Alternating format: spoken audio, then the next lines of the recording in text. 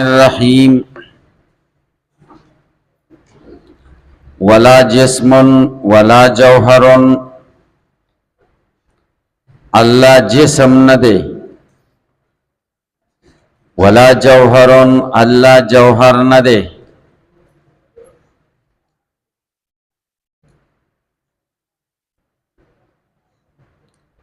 د صفات سلبیو سلسلہ شروع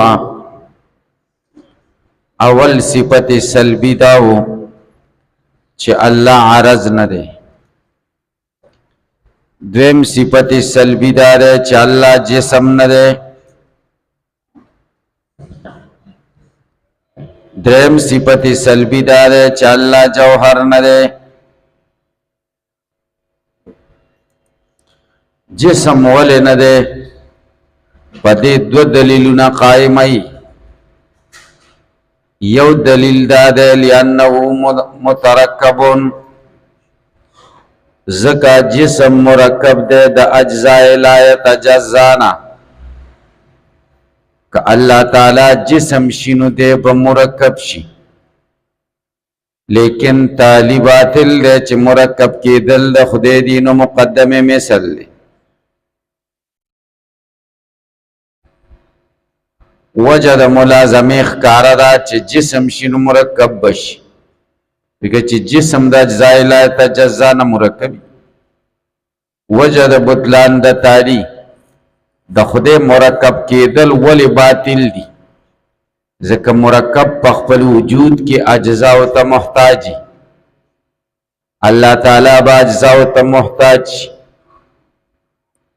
او احتیاج د حدوث علامه ده وجوب الوجود سره منافی ده لہذا جسم نشی کے دے دیم دلیل ومتحیز جسم متحیزی متحیز دا مانا واقع فی مکاننی یا متحیز دا مانا چی اشارہ حسی ورتکی دیشی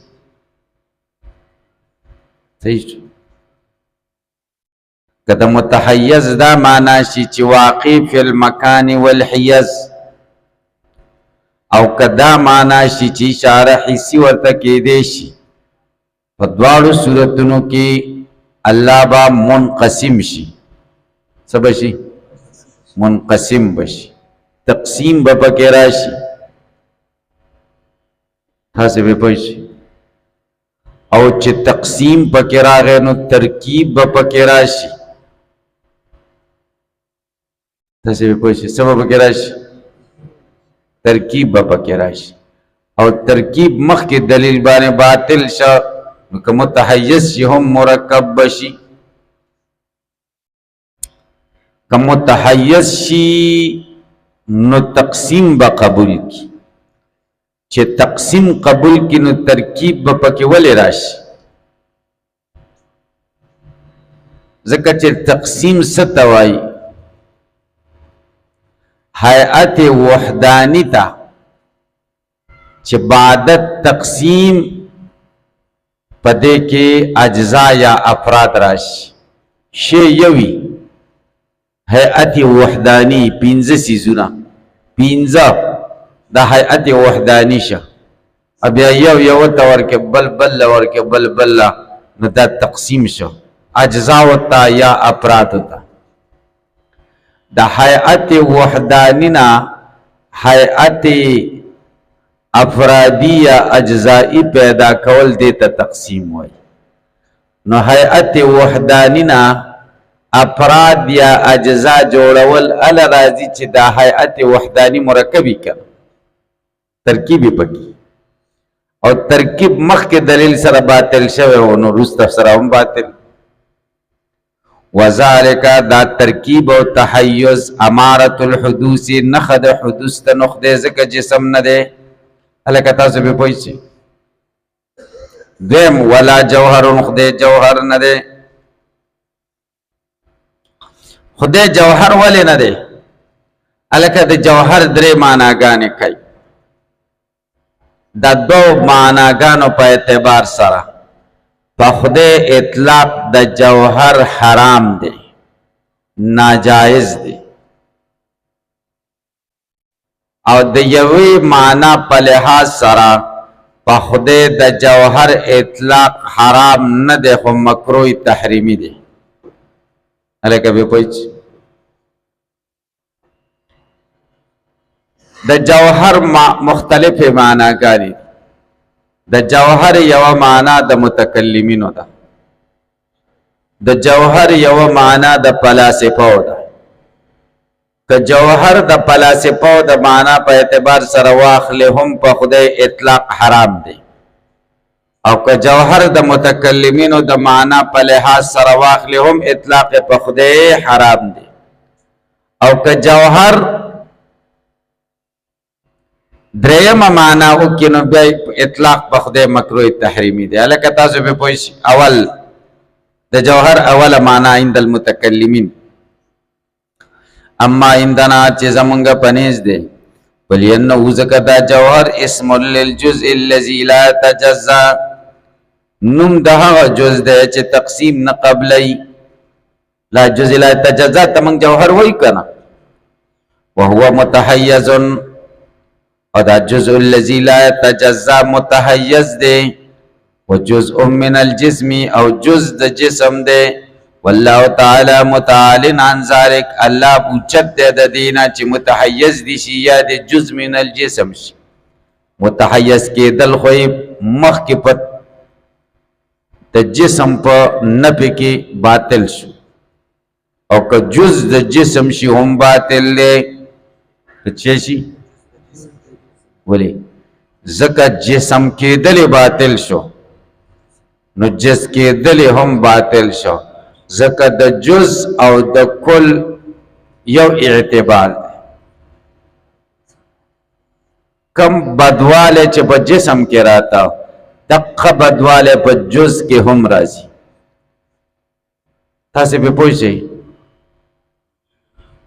و اما عند الفلاسفه، د فلاسفو په نسبانی جوهر ستوي فلانهم دوی و ان جعلوا اسما للموجود لا في موضوعين، دوی دا جوهر ګرځولې د نوم د موجود لا في موضوعين، هغه موجود چې موجود یو په یو موضوع ته محتاج نه دی. جوهر ستوي موجود لا في موضوعين، او عرض ستوي موجود في موضوعين.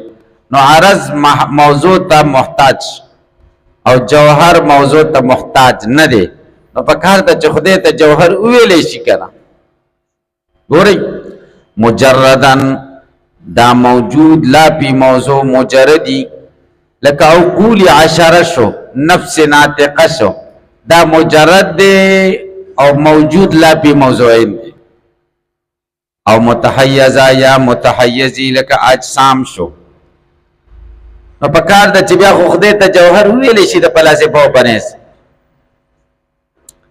ځکه فلاسفه جوهر څه ته وایي؟ موجود لا پی موضوع، چې موضوع ته نه محتاج، چې موضوع ته نو صحیح خبره ده، خدای موضوع ته نه محتاج، خو بیا هم خدای ته جوهر نه ویل کیږي فلاسفه په نظم. ولی لکنهم جعلوه من اقسام الممکن، ځکه دوی ګرځولې ده دا جوهر د اقسامو د ممکن نه. د چانه دی ویلی دي چې مفهوم په دوه قسمه دی، واجب او ممکن، او ممکن په دوه قسمه دی، جوهر او عرض.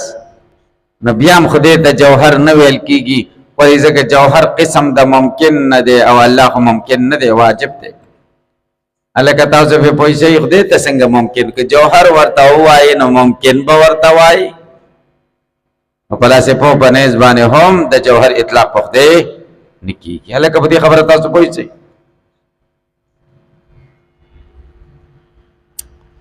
و ارادو به دا دفع دی اعتراض ده. الکه خلاصه د اعتراض دا خدای ته دی ممکن ویل شي کنه، دی کې څه بدی ده؟ او د ممکن نه دی ممکن عام مقید بجانب الوجود شي، الکه ممکن په دوه قسمه دی یو ممکن خاص دی چې په هغې کې سلب د ضرورت د جانبین نه وجود ضروری وي نه عدم ضروری. دویم نمبر ممکن عام دی چې په هغې کې سلب د ضرورت د یو جانب نه وي. نو دا ممکن عام په دوه قسمه دی، یا به مقید بجانب الوجودی چې سلب د ضرورت پکې د یو جانب نه وي، معنا دا ده چې وجودی ضروری وي او عدم ممتنی. نو چې وجودی ضروری شه او عدم ممتنی شه خدا واجب شه کنه. او مقید بجانب العدم دا معنا چې عدم ضروری دی وجود ممتنی دی، نو دا ممتنی شه کنه. نو د ممکن عام اطلاق هم په ممتنی کیږي او هم په واجب کیږي. نو دلته د خدای ته ممکن ویلی شي او د ممکن نه د مراد ممکن عام مقید بجانب الوجود شي. هیڅ بدی پکې نشته. هلکه په دې پوه شئ. مونږ دا ویل چې د فلاسفو په نس چې د جوهر کومه معنا ده د دې معنا په اعتبار سره خدای ته جوهر نه ویل کیږي. ولې؟ ځکه دوی قسم د ممکن ګرځولې، خدای ته خو ممکن څوک نه وایي کنه. نو اعتراض دا وشو چې خدای ته ولې ممکن نه وایي؟ ممکن خاص ورته مه وایه، ممکن عام خو ورته ویل کیږي چې مقید بجانب الوجود شي. هلکه کنه تاسو به پوه شئ. دې جواب کوي. خلاصه د جواب دا ده چې دلته جوهر او عرض د کم ممکن قسمونه دي د هغې ممکن ناممکن خاص مراد دی. څه ته مراد دی؟ او د ممکن خاص اطلاق خو په خدای نه کیږي ځکه سلب د ضرورت پکې د جانبینو نه کنه. څه دلیل دی چې د جوهر او د عرض مقسم ممکن خاص دی؟ څه دلیل دی؟ دلیل دا دی چې دوی د جوهر نه مراد څه اخلي؟ ماهیت ممکنه التي اذا وجدت كانت لا في موضوعين. دې جوهر نه څه اخلي؟ الماهیت الممکنه اذا وجدت كانت لا في موضوعين. هغه ماهیت ممکنه چې کله موجود شي دی به په موضوع کې نه وي، موضوع ته به نه وي محتاج. نو دلته داسې چل وشو چې تخلل د اذا راغی د ماهیت او د وجود په منځ کې. هلکه الماهیت الممکنه اذا وجدت، نو الماهیت الممکنه ماهیت شه، ورپسې اذا شه او د اذا نه وروسته وجدت شه. د ماهیت او د وجود په منځ کې تخلل د اذا راغی. چې راغلی او کم ځای کې چې تخلل د ماهیت او د وجود په منځ کې راشي التا د دغه نه د ممکن نه ممکن خاص مراد. لکه به پوه د ممکن نه څه مراد؟ دلته تخلل د اذا راغلی په مابین د ماهیت او د وجود کې، او کم ځای کې چې تخلل د اذا راشي د ماهیت او د وجود په منځ کې التا امکان خاص ولی مرادی؟ ځکه ما امکان خاص مرادی چې د اذا نه وروسته کوم وجود راغی هغه د ماهیت نه غیري. صحیح؟ وجود د ماهیت نه غیري او وجود په ممکن کې د ماهیت نه غیري. په واجب کې وجود عیني کنه. هلکه په پوه دا ځای زده کوي. ګورئ دا بل چاله نه ورځي، تاسو یقین وکئ دا خز ده کوي. دلته تخلل د اذا راغلی دی ځکه تعریف د جوهر څنګه کوي؟ الماهیت الممکنه اذا وجدت كانت لا في موضوعين. دلته تخلل د اذا راغی په مابین د ماهیت او د وجود. کم ځای کې چې تخلل د اذا راشي د ماهیت او د وجود په منځ کې د هغې نه به ماهیت نه به د ممکن نه به ممکن خاص مرادي. نو دلته ممکن خاص مرادي. ولې به ممکن خاص مرادي؟ ځکه چې اذا کله د ماهیت او د وجود په منځ کې رااله دا د دې دلیل دی چې دا وجود د ماهیت نه غیر دی او وجود د ماهیت نه غیر دا په ممکن کی نه په واجب کې، ځکه د واجب وجود عین دی د واجب سره. خدای دې وکړي چې تاسو به پوه شئ. دا کې دې ځای کې مونږ ډېر کوشش کړی دی په خوا وختونو کې. اوس ورته هسې وګورو هغه آیات چې دا ځای هم کتلی او پلانکۍ شرح هم پرې کتلی وه، تاسې به پوه شئ. او وایي ما د زړه په وینو تحریر کړي او نادانان به دې په ټیپرو خرڅوي نه. تاسې پخوا مولاو کتابونه لیکلي وو ډېر تکلیف سره چې هغه وفات شوی و، بچو یې هغه کاغذونه بیا په کباړیانو خرڅول. هغې له پته نه لګېده چې دا څه دي او دا یې څنګه لیکلي. تاسې پرې پوه شئ. دلته مولوي صاحب اوس نشته دی، د هغه پلار د دیوبند فاضل و او ما ته یې ویلې په خیالي باندې حاشیه لیکلې ده زما پلار. وایي ته یې وګوره، ما چې وکتله داسې حاشیه یې پرې لیکلې ده چې ډېره ناشنا عجیب او غریب. د غریب سره کتاب پروت و، نو ما ته کې دا اوس چاپ کوم اوس فایده نه کوي، تا به د یو 10 کاله مخکې چاپ کړی وی نو خلکو به ترې فایده اخیستې، اوس به دې څوک پوهېږي. نه هغه پرې نه پوهېده او نه ورسره قدر و چې دا یې څه لیکلي و، هغه به دا په څومره محنت لیکلي، ډېره زبردسته حاشیه یې پرې لیکلې. هلکه تاسو پرې پوه شئ. وګورئ، وارادو به مراد کوي دوی په دې ممکن سره د جوهر سره الماهیت الممکنه، هغه ماهیت ممکنه التي ها اذا وجدت چې کله موجود شي کانت لا فی موضوع دا په موضوع کې نه وي. نظر ته تخلل د اذا راغی په مابین د ماهیت او وجود کې، کوم ځای کې چې تخلل د ماهیت او د وجود په منځ کې راشي د هغې نه مراد ممکن خاصي، لہذا دلته هم مراد ممکن خاص دی. الکه د جوهر دو معناګانې وشي، یو عند المتکلمین یو عند الفلاسفه.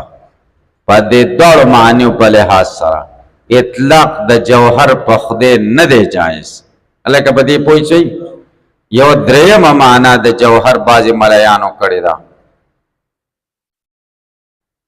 د دې درېیمې معنا په اعتبار سره پکار ده چې اطلاق د جوهر په خدای جایز شي، ځکه د جوهر دغه شان معنا د خدای د جلال جمال کمال سره منافي نه ده.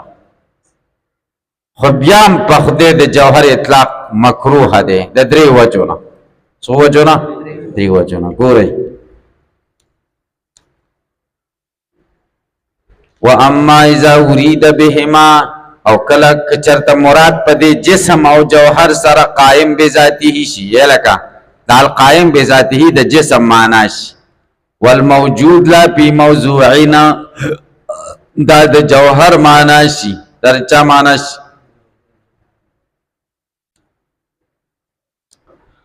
بیا هم په خدای د دې دواړو اطلاق نه دی جایز. بیا خدای ته جسم هم نشي ویلی چې جسم قائم بذاته ته وایي، خدای دې هم قائم بذاته شي.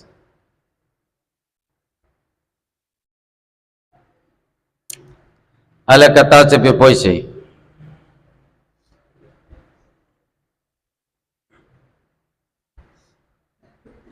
نو فإنما يمتنع اطلاقهما على الثاني، بیا ممتنع د اطلاق د دې دواړو په ثاني. جسم هم خدای ته نشي ویلی او جوهر ورته بیا هم نشي ویلی.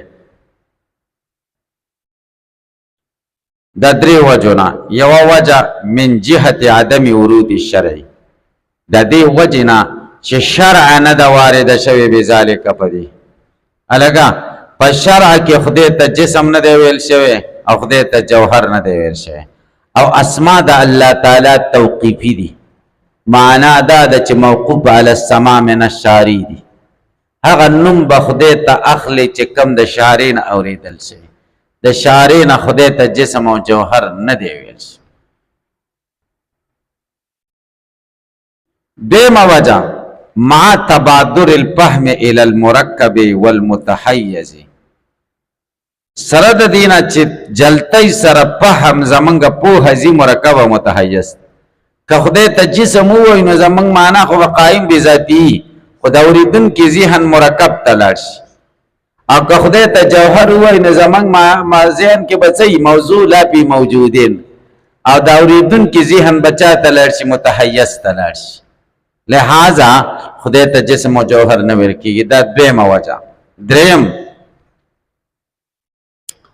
وذهاب المجسمة والنصارى، بل دا دی چې مجسمه او نصارا او ذهاب کړی دی الى اطلاق الجسم، دی خبرې ته چې د جسم اطلاق کیږي او د جوهر علی په خدای باندې بالمعنى الذي په هغه معنی یجب تنزیه الله تعالی نو چې واجب دی صفید الله تعالی دا غینا. لکه په پوه شي کومه خدای ته جسم او جوهر وایي، مجسمه او نصارا جسم او جوهر، جسم مرکب ته وایي او جوهر متحیز ته وایي، او په خدای د متحیز او د مرکب اطلاق هغوی جایز ګڼي. نو بیا به هغوی ته یوه لاره کولی شي، هغوی به بیا ښکاروي چې جسم او جوهر ده. چې بیا دې تپوس وکړي چې کافر او جسم او جوهر ولې دی، هغوی به وایي زموږ د جسم نه مراد قایم بذاته دی لکه ستاسو جسم، او زموږ د جوهر نه مراد الموجود لا فی موضوعین دی، دغه نه دی مراد چې دا کوم ناروا دی. نو هغوی ته به یوه لاره کولی شي. د دې وجې نه د جسم او د جوهر اطلاق په خدای نه دی جایز. بس وکړو.